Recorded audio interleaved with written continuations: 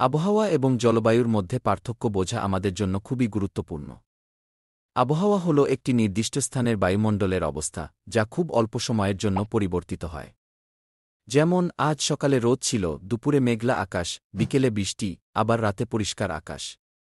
এই পরিবর্তনগুলোই আবহাওয়া। এর উপাদানগুলো হল তাপমাত্রা, বৃষ্টিপাত, আর্দ্রতা, বাতাসের চাপ এবং বাতাসের গতি। আবহাওয়া এতটাই দ্রুত বদলাতে পারে যে 1 ঘণ্টার মধ্যে রোদেলা আকাশ মেঘে ঢেকে গিয়ে বৃষ্টি শুরু হতে পারে। তাই আবহাওয়া হল ক্ষণস্থায়ী, প্রতিদিনের পরিবর্তন। অন্যদিকে জলবায়ু হল একটি অঞ্চলের দীর্ঘ সময় ধরে, অর্থাৎ প্রায় ৩০ থেকে ৩-৫ বছরের মতো সময়কাল ধরে গড়ে ওঠা আবহাওয়ার গড় চিত্র। জলবায়ু বোঝাতে গেলে বলতে হয়, একটি অঞ্চলে বছরের বেশিরভাগ সময় সাধারণত কেমন আবহাওয়া থাকে।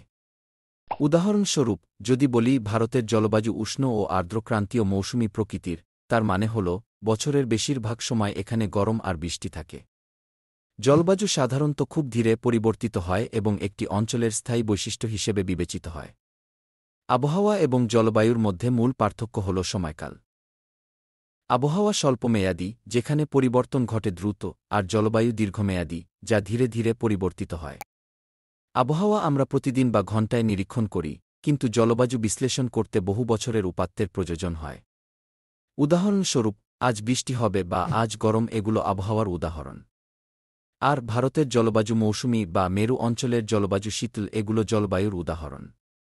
ভারতের জলবায়ুর বৈশিষ্ট্য খুবই বৈচিত্র্যময়। এখানে প্রধানত 4টি ঋতু দেখা যায়: গ্রীষ্মকাল, বর্ষাকাল, শরৎকাল এবং শীতকাল।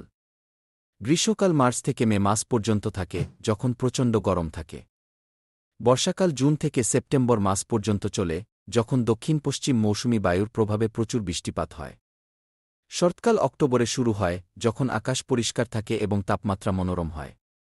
শীতকাল ডিসেম্বর থেকে ফেব্রুয়ারি মাস পর্যন্ত থাকে, যখন উত্তর ভারতে ঠান্ডা পড়ে এবং পাহাড়ি অঞ্চলে তুষারপাত হয়। ভারতের ভৌগোলিক অবস্থান ও ভূপ্রকৃতির কারণে জলবায়ুতে অনেক আঞ্চলিক পার্থক্য দেখা যায়। রাজস্থানের মতো পশ্চিমের রাজ্যগুলোতে গ্রীষ্মকাল খুব গরম ও শুষ্ক হয়, আবার পূর্বাঞ্চলের আসাম বা পশ্চিমবঙ্গে বর্ষাকালে প্রচুর বৃষ্টি হয়। পাহাড়ি অঞ্চলে সারা বছর ঠান্ডা থাকে, আর দক্ষিণ ভারতের উপকূলীয় অঞ্চলে সামুদ্রিক প্রভাবের কারণে জলবায়ু নাতিশীতোষ্ণ থাকে। এইভাবে আবহাওয়া ও জলবায়ুর মধ্যে পার্থক্য বোঝা আমাদের পরিবেশ এবং প্রকৃতির প্রতি সচেতনতা বাড়ায়।